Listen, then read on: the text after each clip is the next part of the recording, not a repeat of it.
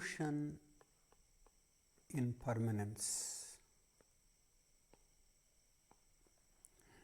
is a concept given by Marx.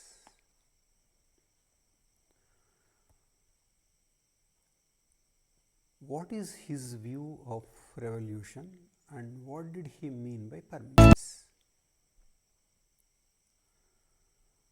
Marx wanted finally all major countries should be communist. All major countries should be communist. And till they are communist,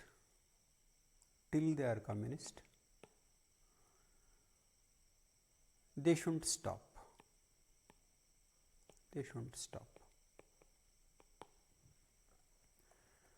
So, if some revolution takes place in one country, okay, say this revolution is like American or like British. What are these revolutions? They are simply democratic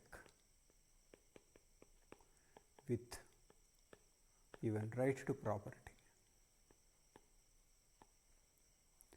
brought by bourgeoisie, that is those with property.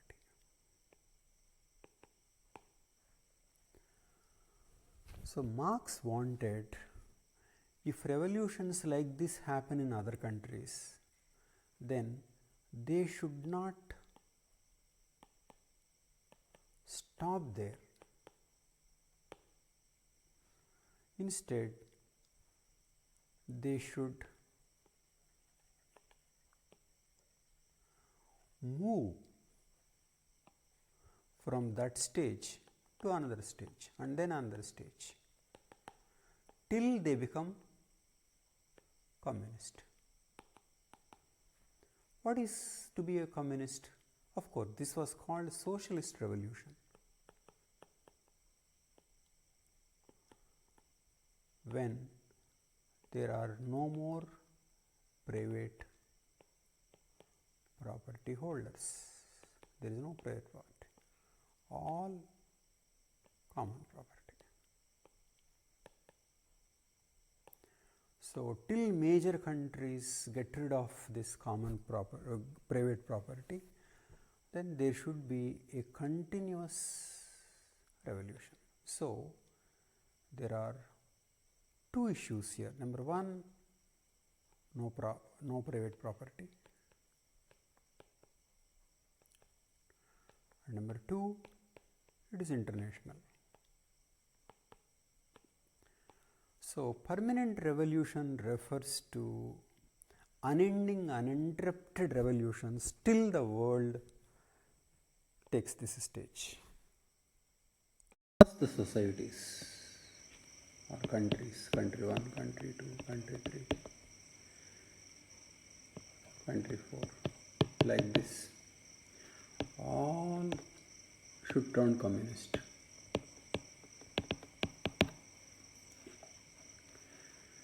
And in this process, some countries may be more advanced. For example, country 3, already advanced capitalism. So, it is easier for it to be communist.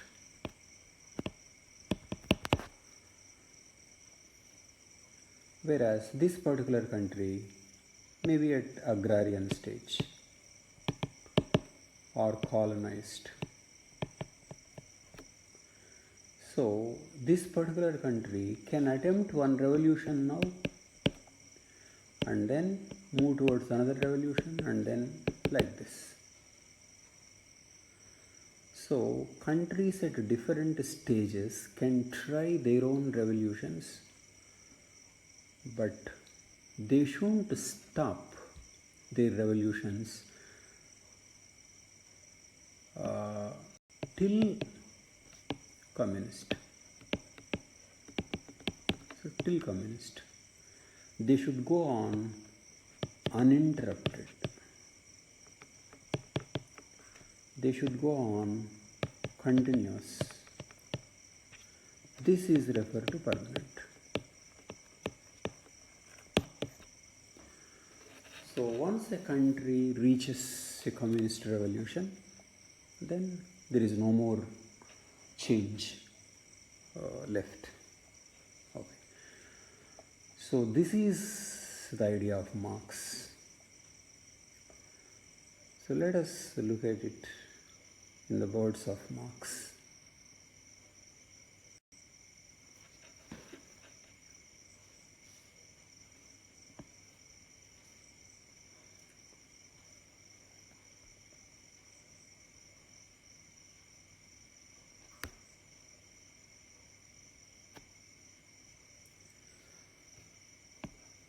While the democratic petty bourgeoisie refers to property owning.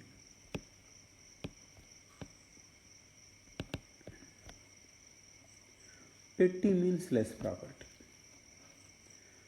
So while the democratic petty bourgeoisie wish to bring the revolution to a conclusion as quickly as possible, it is our interest and our task to make the revolution permanent. Till what time? Until all or more or less possessing classes have been forced out of their position of dominance. The proletariat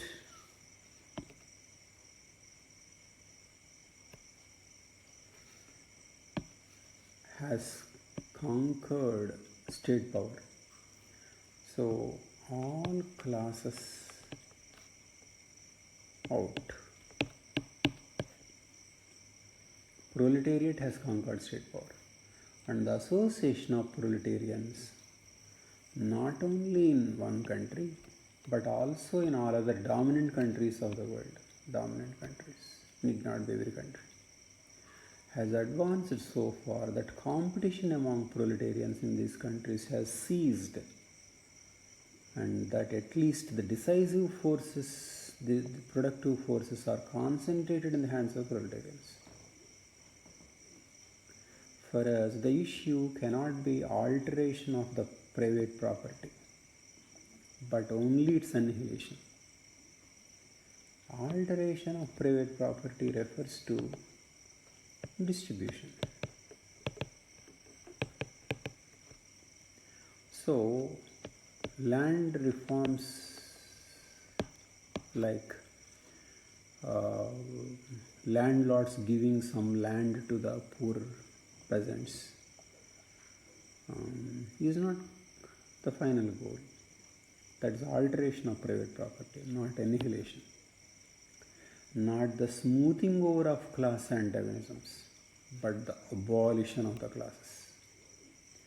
Not the improvement of the existing society, but the foundation of a new one.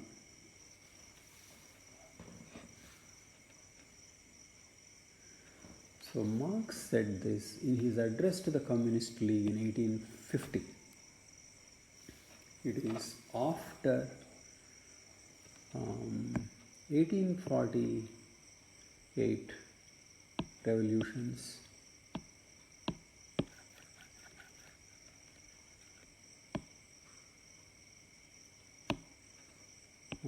failed. So classless, no private property,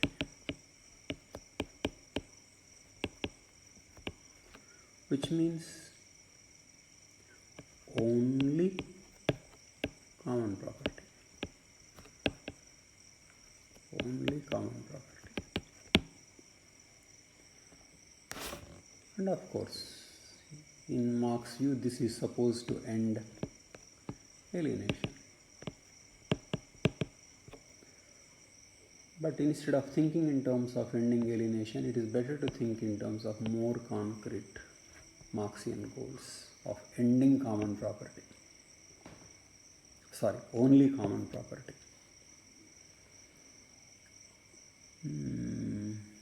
So what is Marx's vision?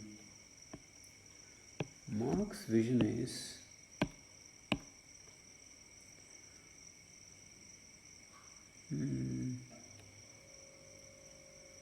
Marx's vision of communism is only common property, and in most countries of the world.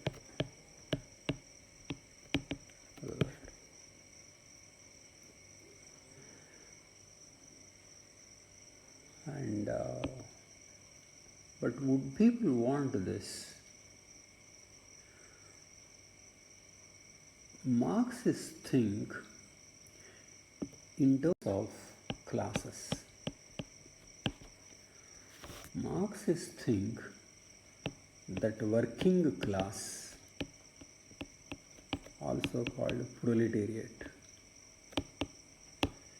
here this is about industrial working class, they approve of common property. But peasantry, they don't. Peasantry is divided into classes. Okay, there can be poor, there can be rich. And Marxists know that opposition can vary depending on the class, but they would definitely be not as enthusiastic as industrial proletariat, because in Marx's vision, advanced capitalism is supposed to give huge proletariat.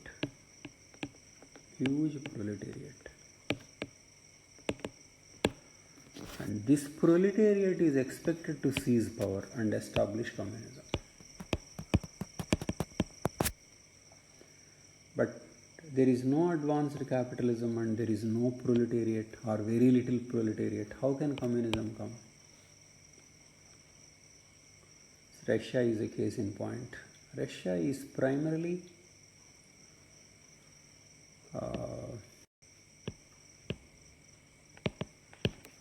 feudal, autocratic. Industry was nascent.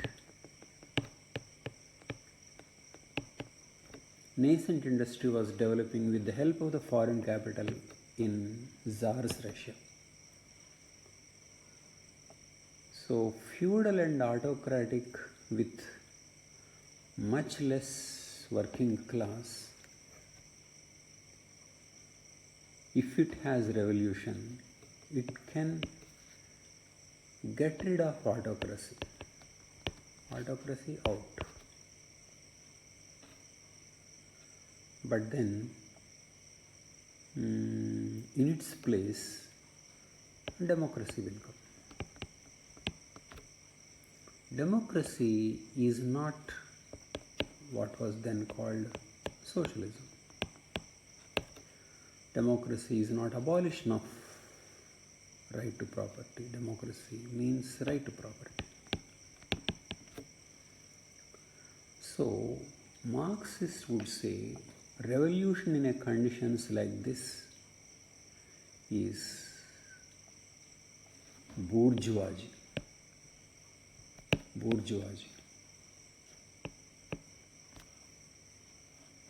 So this would be a bourgeoisie democratic revolution, and if revolution takes place further through further changes, then socialist revolution possible. And this should be the goal. So, there is a revolution stage 1 can lead to stage 2 and finally socialist revolution.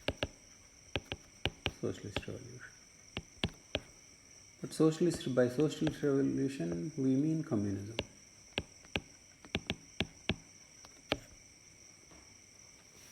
So, Marx wanted countries to move through stages, and here requiring others' help from the world. Because Marx didn't think in terms of nations, he thought in terms of classes, and classes across the world. So, socialism in one country may be difficult. In one country, difficult. Because if it is only one country, counter-revolutionaries from other countries can attack. Whereas, if socialist revolutions take place in other countries also, then this country will be much safer and will be encouraged by other countries. So this seems to be how Marx thought, that's what he meant by revolution in permanence.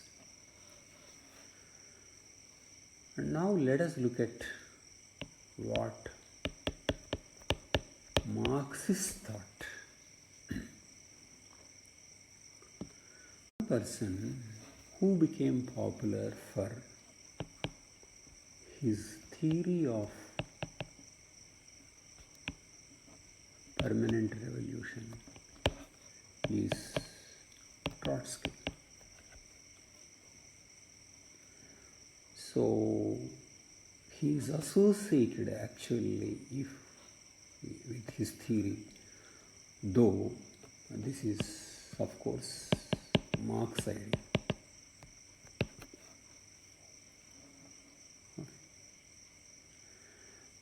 How did he come to be associated with this name? Because Trotsky was proposing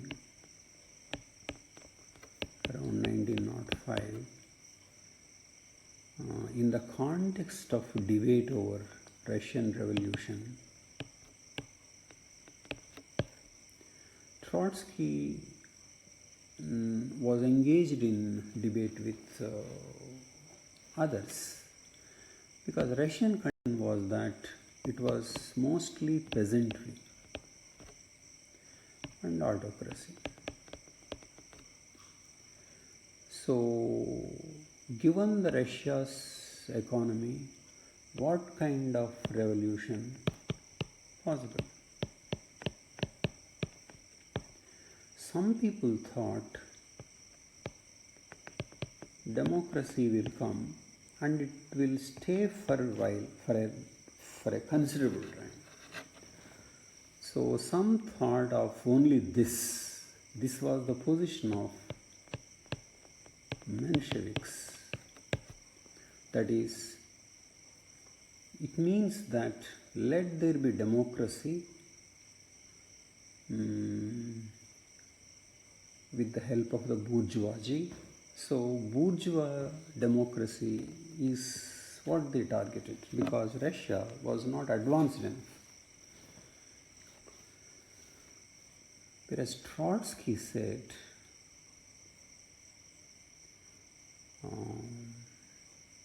it shouldn't be bourgeoisie-led democracy, but working class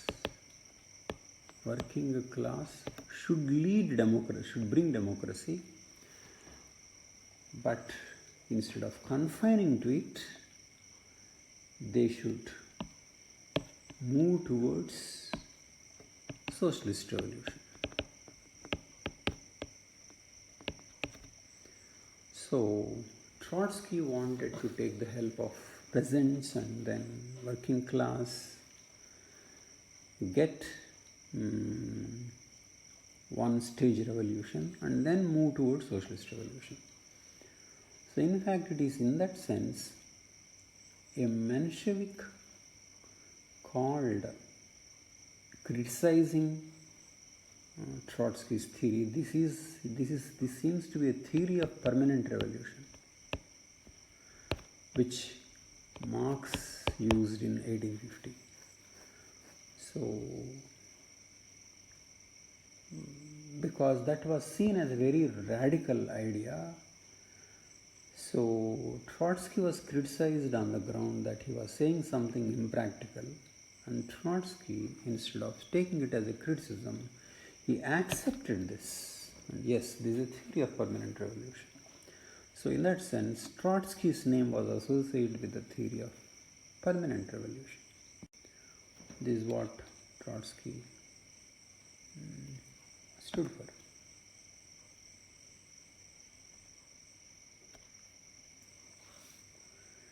He rejected Menshevik view that Russian economy could not sustain more than bourgeoisie democratic revolution. He insisted on bourgeoisie democratic revolution was needed, but had to be brought by the working class in an unbroken chain, finally to socialist revolution. And it can take help from others. And Lenin, who is the number one leader in Russian Revolution, very much agreed to this. So Lenin and Trotsky thought along the same lines on the issue of bringing socialist revolution or attempting to bring socialist revolution now and then later. Socialist revolution can happen in other countries and then it can happen in Russia. So let us see what Lenin had to say.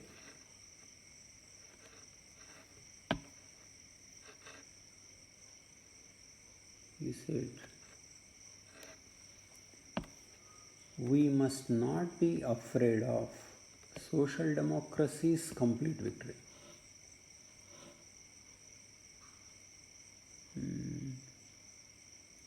In a democratic revolution, social democracy is the party they are referring to. They have not yet become communist party. Of a revolutionary democratic dictatorship of the proletariat and the peasantry. For such a victory will enable us to rouse Europe. After throwing off the yoke of bourgeoisie, the socialist proletariat in Europe will in turn help us to accomplish the socialist revolution." Lenin in Two Tracks, 1905. So, the idea here is that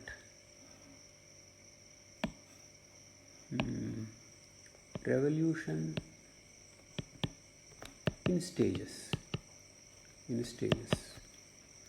And number two, final socialist. And then third, international help.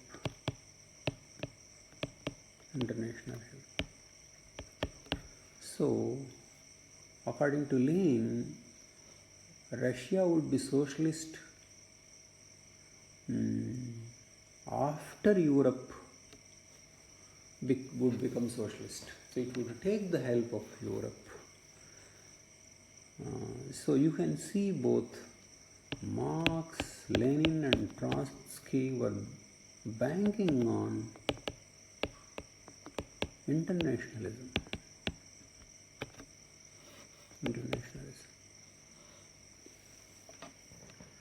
For permanent revolution to be possible. So, This is how Lenin thought of permanent revolution.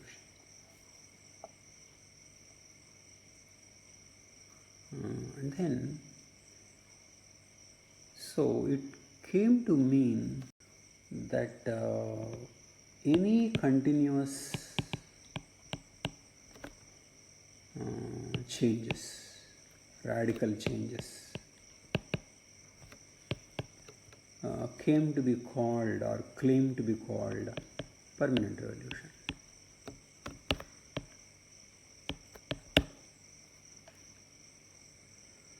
Mao called his revolutions as a part of permanent revolution. This is what Mao said.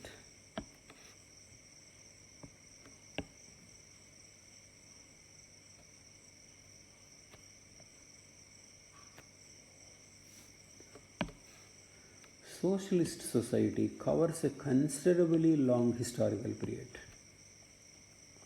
And throughout this historical period, there are classes, class contradictions, and class struggles. These contradictions can be resolved only by depending on the Marxist theory of continued revolution and on practice under its guidance. Such is China's great proletarian cultural revolution. So, of course, very few would agree that cultural revolution is a part of permanent revolution. But that was what Mao claimed.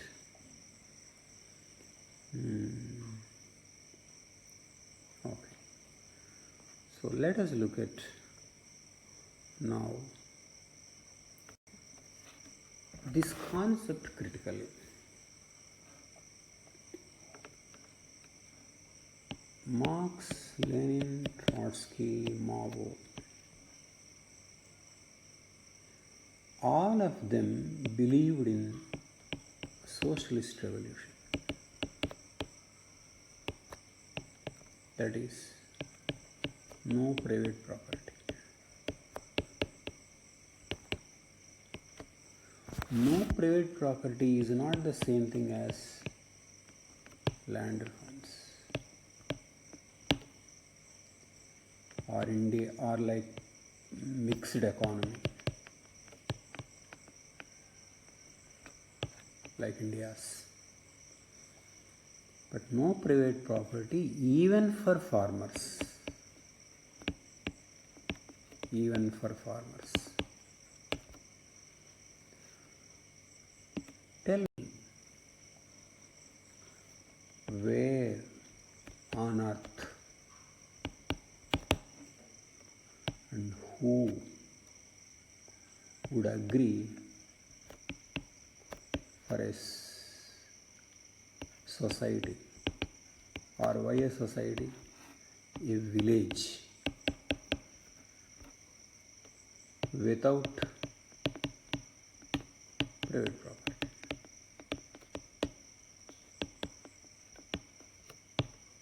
Where on earth?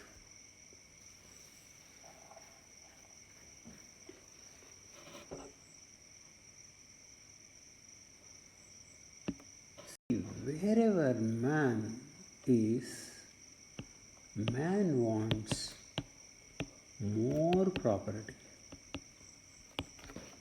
And to whom? For himself.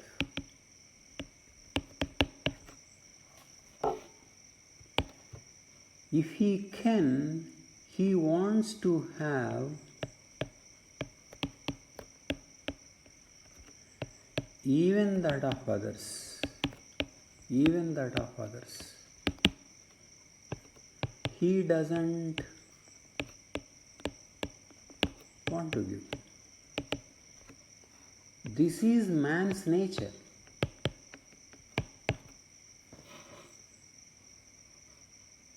Man's nature as designed by God.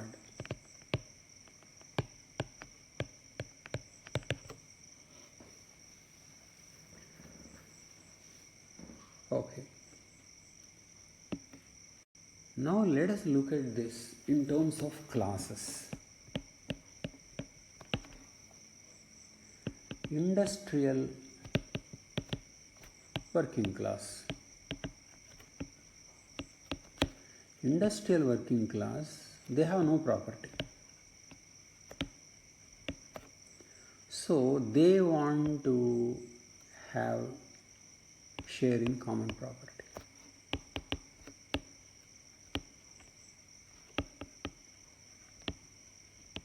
So industrial working class would approve of this, because they want to have, they don't have and they want to have. Okay, but these people are called revolutionary. Blah blah. Take landlord, doesn't want to lose, so he will oppose. Of course, ideologues may say that he is having too much and so he should be given. That's fine. But then, how about petty bourgeois? Petty bourgeoisie, or just they have small land, even they don't want to give.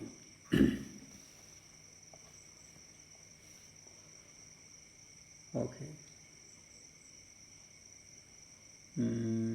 So even with little land they don't want to give. So basically people want more land, others' land, and they don't want to give to others. And we have seen that same plot.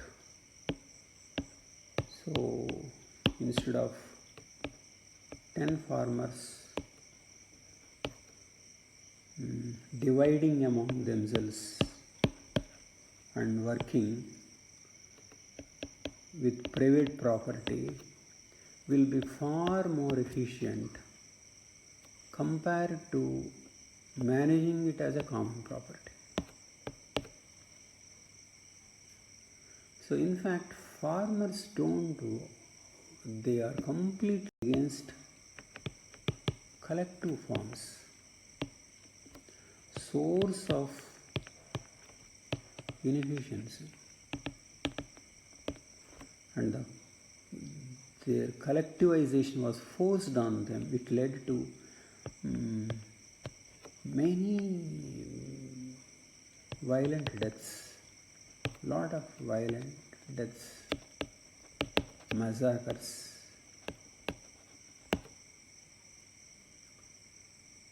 and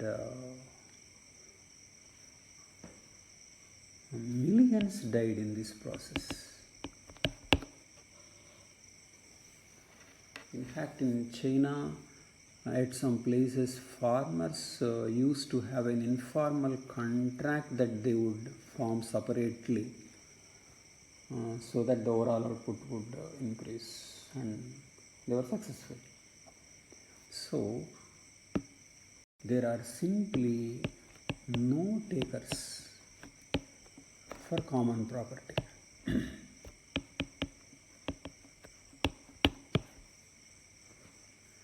No takers even from poor peasants. If land is given to the peasants, they want to work as private, taking it as private property, not as a public property. So, the idea that people want abolition of private property, so no classes, no private property, and call this as revolution, and through uninterrupted changes continuously we should reach this. So I would say an idea that a village would reject. Why? Robert Owen conducted experiment in community living.